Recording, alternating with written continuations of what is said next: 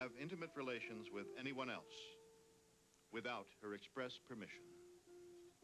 I'm afraid they'll find out my hiding place, and if I fall into their hands, I shall die under their chastisement. Please don't spank my child for being late. His homework delayed him. There is a well-known Jewish law which forbids the destruction of any sacred literature.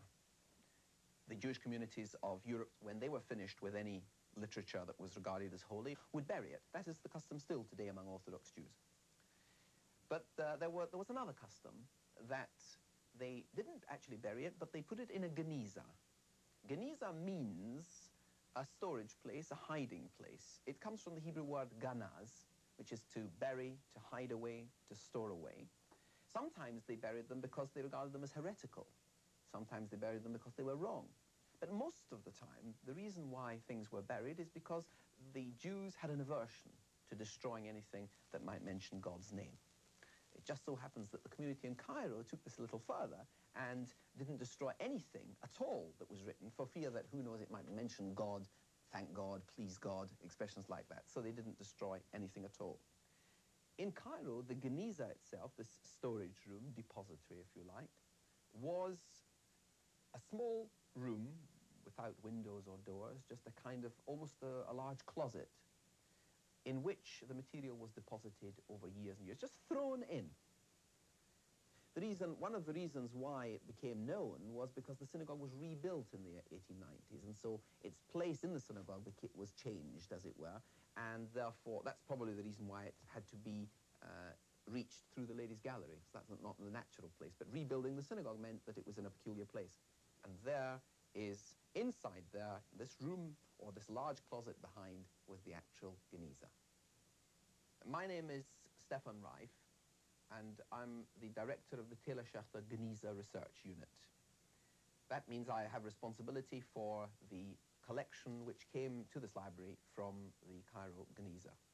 This collection consists of 140,000 pieces of paper, vellum, parchment, even papyrus, all kinds of material with all kinds of writing, collected over a period of 1,000 years and deposited in the Geniza of the Ben Ezra Synagogue in Cairo. The Ben Ezra Synagogue was in Fustat, that is the medieval town, medieval Cairo, old Cairo, just to the south of the modern Cairo.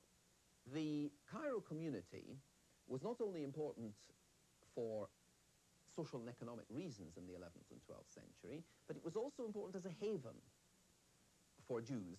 Jews fleeing from persecution in Spain and North Africa right across to Egypt, and Jews fleeing from the Crusader persecution in Palestine, Eretz Israel, the Holy Land, came to Cairo and settled there, so that you had all the time influxes from other areas.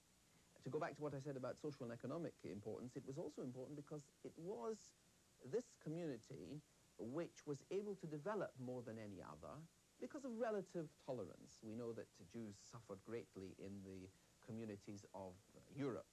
They also suffered under Islam, but not quite so much, and the society of the time was a more cultured society than the one in Europe.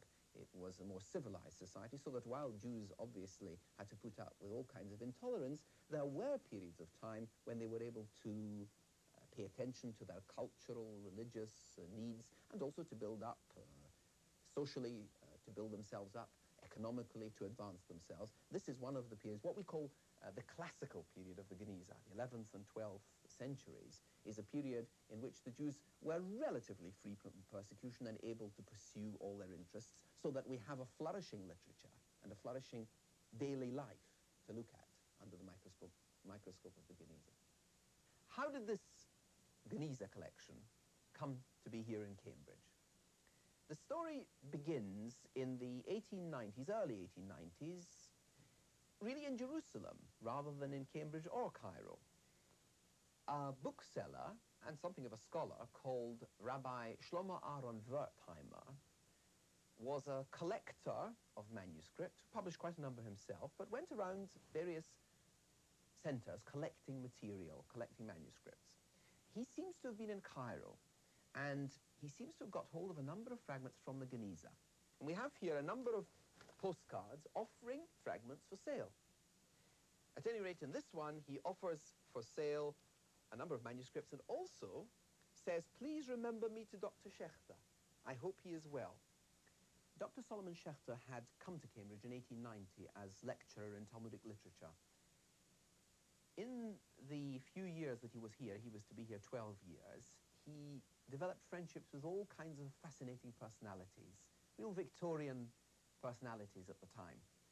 Mrs. Lewis and Mrs. Gibson, interested as they were in culture, interested in books and manuscripts, had settled in Cambridge and had learnt languages, had gone out to the East, collected manuscripts. These are photographs taken on the 1892-1893 expedition to Sinai.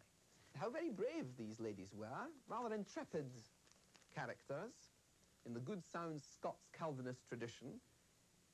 Here you see Mrs. Lewis getting out of a boat with the Suez Canal behind. The Suez Canal was, of course, a new thing, and no doubt they wanted to include it. On another picture here, you have Mrs. Gibson on a camel, and on a third one, we have the whole party here resting while on a journey in the desert. And it was in 1896 that they brought back to Cambridge a bundle of manuscripts which they could identify with the exception of two. And it was these two. Dr. Schechter was walking along King's Parade, 13th of May, 1890. Met him by chance on King's Parade and told him we had a number of things at home which awaited his inspection. I returned after doing a little shopping and found him in the dining room with our two bundles of fragments on the table.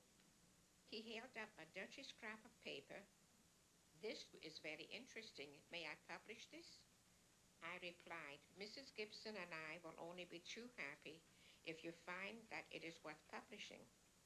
Dr. Schechter departed, and afterwards we received a letter as we were sitting down to lunch.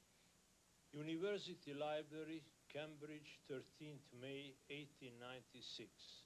Dear Mrs. Lewis, I think we have reason to congratulate ourselves, for the fragments I took with me represent a piece of the original Hebrew of Ecclesiastics. It is the first time that such a thing was discovered. Please do not speak yet about the matter till tomorrow. I will come to you tomorrow about 11 a.m. and talk over the matter with you and how to make it known. In haste and great excitement, Solomon Schechter. Schechter had every reason to be excited with this discovery. This is the fragment which Mrs. Lewis had brought back from the East and which Schechter identified. Everyone knows about the Bible, but what is less well known is the Apocrypha, Book of Maccabees, book Judith, Tobit, Wisdom of Solomon. One of these books was called Ecclesiasticus, the wisdom of Ben Sira, or its other name, Ecclesiasticus. And in Schechter's day, no one knew which language it had originally been written in. And there was a great argument among scholars whether it was written in Greek or had it been written in Hebrew. And now Schechter had found a fragment in Hebrew which, if his theory was to prove correct, would demonstrate that this had existed in Hebrew 1,000 years before and maybe even 2,000 years before. So a piece of Hebrew literature lost for many centuries was recovered. This particular manuscript is 10th century, but the book itself is 2nd century BC. Schechter now remembered all those fragments which had come from Wertheimer. And he recalled that on these fragments he had seen the name of the city of Fustat mentioned, Old Cairo.